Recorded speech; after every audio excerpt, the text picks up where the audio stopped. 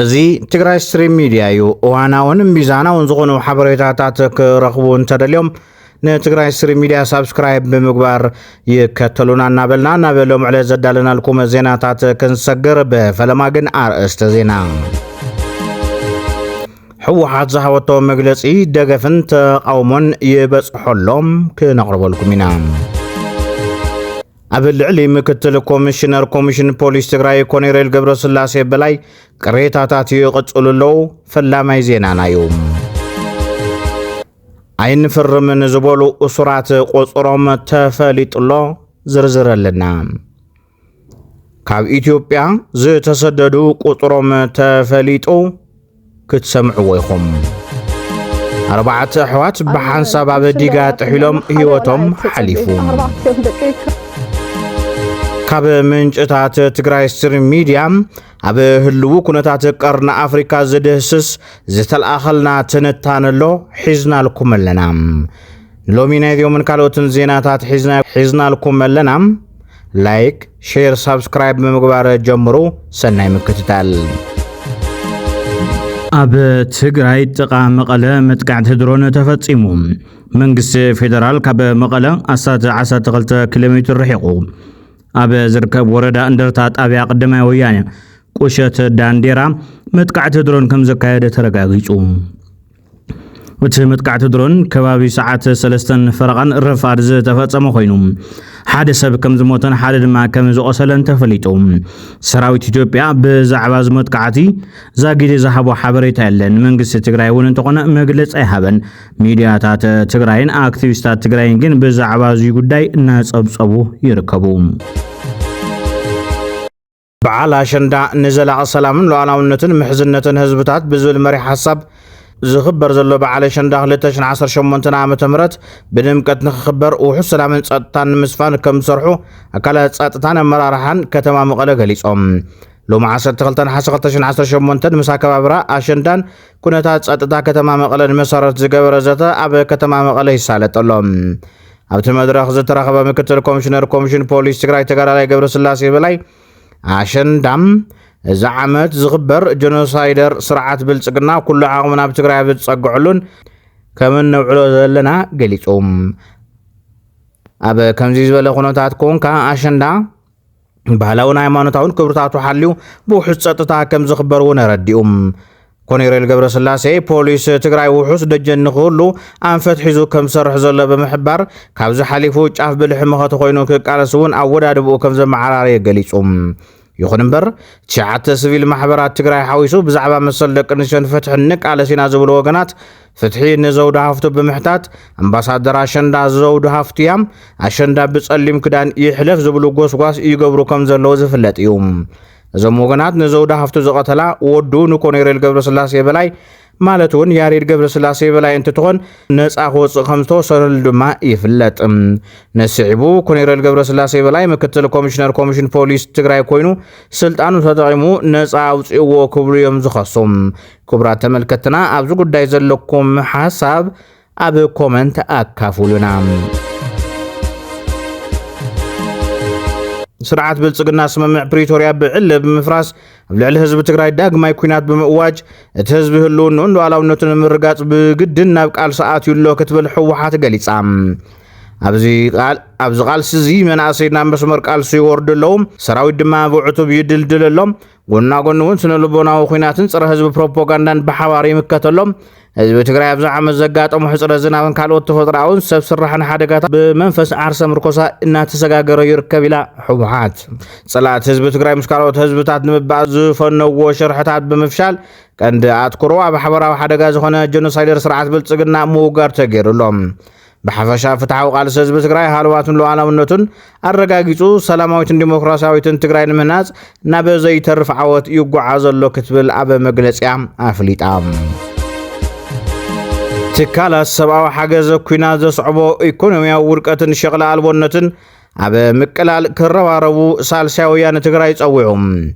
أب دلهامتن كلو لو نتركب تقرأي زفتة كبير حدا قادر كي كم زقات أما زقلت صوت حبريتا كومشن حدا قاندلو نتن صريحهم كساب 24 حملة بزولو جزير 400 أبيات الزناب يلن يلوم ንምክልኻል ዝተዋደደ ትልምን ምድላዋትን ትካላት ሰብኣዊ ሓገዝ ብቕልጡፍ ምፍጻም ዘድልየሉ ቀጢን እዋን ንርከብ ክብል ድማ ኣጠንቂቑሎ ውድብ ሳልሳይ ወያነ ትግራይ መራሕቲ ሕወሓት ቃልስና ንምዕራብ ትግራይ ምርካብ ጥራሕ ዘይኮነስ ምዕራብ ትግራይ ተረኪብና እውን ውሑስ ንገብረሉ መንገዲ ምምችቻው እዩ ነዚ ድማ ነቲ ሓደጋ ክኾነና እንብሎ ስርዓት ምጥፋእ እዩ ምባሎም ይዝከር ቀደም ኣሚት ይሕሲ ሕዚ ክንሓስቦ ዝግበአና ህዝቢ ትግራይ ክንሓስቦ ዝግበኦ እዚ ስርዓት እዚ እንተዘይተቐቢሩ ኣብ መቃብሩ ሓድሽ ስርዓት እንተዘይፈጢርና ከም ህዝቢ ትግራይ ክንነብር ኣይንኽእል ዝብል እዩ ማለት እዩ ኣብዚ ኣዘለ ሓንቲ ዝተጋገየ ተረኣያውን ክእርማ ዝደሊ ምዕራብ ትግራይ እንተህውና ተፈናቀል ተመሊሱ ከም ዝበሃል ነገር የለን ኣብ እግሪ ጫዓ ዝወቀለት ቆልቋል ተኣትኾን ናነብዕት ትነብር ስርዓት እንተዘይፈሪሱ ምዕራብ ትግራይ ጽባሕ ንግሆ ተገዲዱ ተዘበናውን ተወዲዩ መጽኡ ድሕሪ ጽባሕ ንግሆ ይዝወቀና ማለት እዩ ናይ ህልውናና ሓደጋ ቀንጥና ክንህሉ ክንወስን ክንክእል ኣለና ነዛ ምዕራፍ እዚኣና ክንዳሎ ዘለና ዝብል እዩ ክፍለፍ ተሓዘሎ ማለት ነዚ ዝቃወሙ ተጋሩ ድማ እዚ ናይቲ መቃለሲ ዕላማ ምዕራብ ትግራይ ዝብል ምክንያት ዝሰብር ሓደጋ ይክብሉ ይኹንንዎም ኣነ ዘይተረድአኒ ግን ኣብዚ ሸዊት ክወኩም የልዎም ድዩ እንታይ ፈሊጥና ማለት ክወኩም የተልብለና ውንሲ ኣይጠጠው የነብለ ይትውግእ ክንቅፅል ኢና እዩ ሶ ንምንታይ ከም ትዋጋእ ኣለኻ ሕዚ ማለት እዚ ኩሉ ክካኸልኾስ ኣብየውን መንሕሰይ ኮይኑ ገለ ኾነ ትግዛኣት ክበና ተልደለ ቀደም ሃበና ክሕዞ ስለለለ ሒዝዎ ብዙሕ ግዜ ኢልና ኢና እዚ ተዝክወኩም የልዎም ድዮ ወለም የፈልጢ ልብሎም እውን ኣይመስለኒ ከምዚ ብቐሊሉ ብጣዕሚ ተሓላለኸ ነገር እውን ኢሉ መስለኒ ብቐሊሉ ዳ ይመስለኒ ግን ሕዚ ተልብል እውን ኢሉ መፅኡ ሚካኤል ስለዚ ዝሆል ታይዲ ሙዚቃ ዘድሓነ ኩሉ ሓጋይ ሙሉእ ዝሰርሕዎ ተረኽ ናሬቲቭ ለፍርስ እዩ ዝኩሉ መንእሰይ ዝገፈፍዎ ዝኩሉ ኣርሚ ዶ ግዛዕ ዶ ገለ ኢሎም ሰራዊት ሃኒፅና በዚኣቲና በዝወፂና ፅምዶ ፈጢርና ኣብ ሱዳን ኸይድና ንዋጋእ ኣለና ንሱዳን ሰራዊት ኣስጊርና ኢሎም ንምንታይ ክትብሎም ከለኻ መልሶም ሓንቲ እያ ነይራ ምዕራብ ትግራይ ክምለስ ኣለዎ መሬትና ተወሪርማ ሳይልና ንድቀሲ ተመዛበልና ክምለስ ኣለዎ ኣብዚኣ ኣይትኸርምዋይ ግዛዕ እንዳተባሃለ ሓጊዩ ሓቀ ሶ ብዙሕ ሰብ ንሕና ኣቱም ሰባት ዞም ሰባት እዚኦም ከምኡ ይኾነ ዕላምኦም ካልእ እዩ ኦብጀክቲቭም እቲ ናይ ምዕራብ ትግራይ እቲ ናይ ተፈናቀልቲ ጉዳይ መሸቀጥ እዮም ዝገብርዎ ኣሎ መጫወቲ እዮም ዝገብርዎ ኣሎ እቲ ናይ ፌደራል መንግስቲ ክገብሮ ዝግባእ ነገር ለይምግባሩ ትክክል ዋላ ተኾነ ማለት እሱ ለይምግባሩ ቅቡል እዩ ክገብር እውን ኣለዎ ኢልና ንሕና እውን ንከራኸር ዋላ ተኾና ግን እቶም ሰባት እዚኦም እውን ሓደ ገፅ ኮይኖም መጣልዒ እዮም ዝገብርዎ ኣሎ ብዙሓት ብኻሊእ ገጽ ቃልስና ብልጽግና ንምጥፋእ ይኹን ዝብል መሪሕ ትኽክል እዩ ኢሎም ዝኣምኑ ኣካላት እውን ኣብቲ ናይ ፈለማ ኩናት ትግራይ ሻዕብያ ይኹን ፋኖ ኣብ ትግራይ ግፍዕታት ክፍጸሙ በሪ ዝኸፈተ ስርዓት ክጠፍእ ኣለዎ ምባል ግቡእን ምኽንያታውን ምዃኑ ይገልጹ ስለዚ ግልጽ የስ ግልጽ እዩ ያ ከምኡ ኢሉ ምጽዋዕ ሻዕብያ حزب شعبية دعنا حزب شعبية بحقنا يتكسلنا فانو سلست عامت ملو مس زي سرعات زي صار حزبي صار هلونا حزب محراي لحاسيو امچ فጫፍ ይድርከብ ሶዓዚ ፋኖ ጀኖሳይደር ወልናዮ ይወልናዮ ሻዕብያ ጀኖሳይደር ወልናዮ ይወልናዮ ታይሞ በቃ ጀኖሳይደር ይኻላልና ተንኮና ተባስና ነንወርዲ ወይስ ፒፒ ከይሰዓር ሲልና ጀኖሳይደራት ብዛዕላና ንኽዲ ተሰራሕ ዳስ ፖፖካኒ ሆ መጀመሪያ ይፈር بدحريو نركولينا ጀኖሳይደራት ዲዩ بحقي حتتو يس بحقي حتتو قاعد يفهموا يا حدا مالك هذه متقاس تشما يرسعيو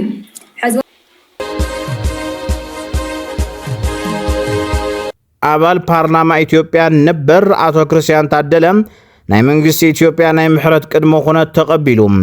ምስቅልውላው ክልል ኣምሓራ ዝተተሓዘ ብግብረ ሽበራት ተኸሲሶም ኣብ ኡሱር ዝርከቡ ብዙሓት ተኣሰርቲ መንግስቲ ኣቕሪቡሎም ዘሎ ሰነድ ሕቶ ምሕረት መብዛሕትኦም መፈራሞም ተፈሊጦም ኣባል ባይቶ ተወከልቲ ህዝቢ ኣቶ ክርስቲያን ታደለ ግን ረዳት ፕሮፌሰር أبال بايتو توكلت هزبي أتو كريستيان تادلا ردات بروفيسور ما أرغو بيللين حاويسو بزح زلوم تأثرتن السند حطو محرد بمملا سممعنتهم كم زغلطو تفليتهم حموشتا ጋዜጠኛታትን ፖለቲከኛታትን حاويسو 30 ዝኮኑ ተኣሰርት ግን ነቲ ሰነድ ኣይንፈርምን ምባሎም ተፈሊጦም ነሰነድ ኣይንፈርምን ካብ ዝበሉ ድማ ኣባል ባይቶ ክልል ኣምሓራ ዮሐንስ ባያለው ዶክተር ሲሳይ አብጓቸው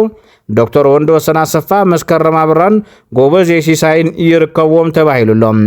ነሰነድ ምሕረት ክፍርሙ ዝቀረበሎም ተኣሰርቲ በግምታዊ 300 ከም ዝበጽሑ ተፈሊጦም ኣብ 3 ወርሒ 50,600 ኢትዮጵያውያን ሃገሮም ለቆም ከም ዝተሰደዱ ተገሊጾም 50,600 ዝኾኑ ሰባት በመብራዓዊ መስመር ስደት ካብ ኢትዮጵያ ምውጾም ዓለም ለኸ ትካላት ስደተኛታት IOM ኣብ ዘውጽኦ ሓድሽ ጸብጻብ ኣፍሊጦም ትካል ስደተኛታት ኣማራጺ መንገድታት ከም ዝጥቀሙን ብሰባት ኣዘዋወርቲ ልዑል ብዝበዛ ከም ዝፍጸመሎምን ጠቂሱሎም ኣብ ዝሰሙዚ IOM ኣብ ዘውጽኦ ሓበሬታ ኣብ ወርሒ ሐምለ ናብ የመን ካብ ዝኣተው 13,687 ስደተኛታት 91 ሚእታው ዝኾኑ ኢትዮጵያውያን እዮም እዚ ድማ ናብታ ግጭት ናይ ዘለዋ ሃገር ኣብ ተወርሒ ካብ ዝኣተው ስደተኛታት እቲ ዝዓበየ ቁጽሪ እዩ ኢሎም أربعة حوات بحنساب ناب ديغا تيحيلهم هيوتهم حاليفهم ኣብ ኤርትራ በዞባ ማእኸል ከባቢ ከተማ አስመራ ዝርከብ መምሕዳር ዳዕሮ ጳውሎስ 4 ሕዋት በሓንሳብ ኣብ ቃላይ ኣትዮም ጥሒሎም እቶም ሕዋት 3 ደቂ ኣንስትዮ ሓደ ወዲ ተባዕታይ ኮይኖም ዕድመ ናይቶም ህፃናትን ካብ ጓል 14 ዝዓበየት ክሳብ ጓል 5 ዓመት ዝነኣሰት ዕድመኦም ምዃኑ ተፈሊጡሎም أنا مش ندعي أبكم أملا حدا ولا عيت تصبي 4 يوم دقيقة كم سخوني لبطل ما أحسب أنا دقيقة كم ده حسيبين ده زي فيلم كسومين الجوير صحفتي سومين نقول لا سوي نقول لا أتينا كأننا سؤالنا ده سبسي كاب حدا جزء حدا تنفس تطفى برا 4 تنفس تطفى ريف فلتني التعبة بيوم سدحن ده سب نزجن فلت في الليل عرب أول سفلتنا كبابي قرابتي كلن فلتان نشات كيبالكو قطر كيبالكو دقيقة عدي حدا كمان كابوباتات ممكن كاب كرز حجزني قبلين أنا بعلي بصفري إذا حسكو هاني بقى أبتا زبلة هاني بعلو عربي عند دفع فحمو جيرو لا شكتا قوميدارو لا شكتا عربي عند دفع مالتي يحجزني دقيقة بقى بعلي قرب كل سب سلازة أخل كوان كل سب ما خلنا دقي أبتزك حصل لك إذا 5 مركبي ندعي نعي أبكر ما أملا زيت وقت السمبرات هذي أنا عي كابز خف ولا حتى نكريله ጉጅለ ምክልኻል ኣሜሪካ ኣብ ሓለዋ ሰላምን ምክልኻልን ዝድሃበ ስልጠና ኣብ ኢትዮጵያ ክህብ ጀሚሮም ኢትዮጵያና ኣሜሪካን ኣብ ወታደራዊ ዓውዲ ብምትሕባር ንምስራሕ ዝገብርዎ ስምምዕነት መሰረት ብምግባር መበገሲኡ ካብ ሮድ ኣይላንድ ዝገበረ ጉጅለ ምክልኻል ኣሜሪካ ኣብ ምክልኻል ሓለዋ ሰላምን ስልጠና ምጅማሩ ተገሊጾም ሰራዊት ምክልኻል ከም ዝገለጾ ስልጠና ትማል 11 ሓሰስ ጀመረ ክኸውን ከሎ ኣብ ዋን ወታደራዊ ተልእኾታት ኣብ ከባቢ ሰብኣዊ መሰላትን ዓለም ለኻዊ ወታደራዊ ሕግታትን ዘተኮረ እዩ ነይሮም ኢትዮጵያ ንሰላም ቀጠና ትጻወቶ ዘላ ተራ ብምዕዛብ ብዙሓት ሃገራት ብተመሳሳሊ ዓውዲ ስልጠና ብምትሕባር ይሰርሓ ኣለዋ ዝበለ ሰራዊት ምክልኻል ኣሜሪካውን ምስ ኢትዮጵያ ብዝገበሮ ስምምዕነት መሰረት ዝተፈላለዩ ስልጠናታት ክልቲኣዊ ትሕብብርን ንሓበራዊ ተጠቃምነትን ትህበላ ኢሉ ኣብቲ ቀጠና ኢትዮጵያ ትፈጥሮ ዘላ ሰናይ ጽልዋ ተሰማዕነታን ዓብዪ መምጽኡ ዝገለጹ ዳይሬክተር ስልጠና ዋና ዳይሬክተር ርክባት ወፃን ወታደራዊ ትሕብብርን ምክልኻል ኢትዮጵያ ሌተናል ኮሎኔል ምናሴ ሃይሉ ኣብ ቀርኒ ኣፍሪካ ዘሎ ዘይምርጋዕ ንምፍታሕ ብዘይ ኢትዮጵያ ምዕዋት ከም ዘይከኣል ብምርዳእ ሃገራት ንሓበራዊ ረብሓ ምስ ኢትዮጵያ ይሰርሓ ኣለዋ ኢሎም ይኹን እምበር እዚ ብምሉኡ ኣንጻር ዝኾኑ ርእቶታት ድማ ክወሃቦ ተዓዚብና ኣለና ኣብ መወዳእታ ካብ ምንጭታት ትግራይ ስትሪም ሚድያ ኣብ ህልዊ እዋናዊ ኩነታት ቀርኒ ኣፍሪካ ዘተኮረ ጽሑፍ ተሰሪዱልና ኣሎ እዚ ጽሑፍ እዚ ካብ ቁዋም ትግራይ ስትሪም ሚድያ ወፃ ምዃኑን ዝብሙሉኡ ዝገልጾ ቅዋም ድማ ናይ ተጻሓፈ ጥራሕ ምዃኑን ክንገልጽ ንፈቱ ናብቲ ትንታነ ክነስግረኩም። ኣብዚ ሕዚ እዋን ቀርኒ ኣፍሪካ ኣብ ሓደ ኣገዳሲ ትኹረት ተጸሚዳ ኣላ። እቲ ዝረአ ዘሎ ጎንፂ ድማ ካብ ውሽጣዊ ፖለቲካዊ ሓደ ሃገር ወፂኡ ናብ ኤርትራ፣ ኢትዮጵያ፣ ትግራይ፣ ሱዳን፣ ግብፅን ሃገራት ወሽመጥ ዓረብን ዝዝርጋሕ ናይ ሓይሊ ፖለቲካ ኮይኑሎም ትግራይ ዋና ተዋሳኢት ምናልባት እውን ቀላሲት ህልው ኩነታት ቀርኒ ኣፍሪካ ኮይና ኣላ። ስለዚ ጉዳይ ትግራይ ውሽጣዊ ጉዳይ ጥራሕ ኮይኑ ኣይተርፍን። እቲ ኣብ 2015 ዝተፈረመ ስምምዕ ፕሪቶርያ ከቢድ ኩናት ትግራይ ኣብ ምዕፃው ወሳኒ ተራ ነይርዎም። ግን ብዙሓት መሰረታዊ ጉዳያት ፍላይ ድማ ጉዳይ ምዕራብ ትግራይ ምምላስ ተመዛበልቲ ፖለቲካዊ ምዋሃድን ቀጻልነት ሰላምን ገና ኣይተፈትሑን ዝብል ጉዳይ ከም ዘሎ ኮይኑ ኣብ ኩነታት ቀርኒ ኣፍሪካ እውን መልክዓት ተቐያይሮም ክመፁ ናይ ባዕሉ ዓሸራ ኣንቢሩ እዩ። ምዕራብ ትግራይ ብዙሓት ዓይኖም ዝዕርፍሉ ስትራቴጂካዊ ቦታ እዩ። እዚ ድማ ንትግራይ ኣብ ሓደ ኣገዳሲ ናይ ዞባ ስትራቴጂ መንበሪ ይገብራ።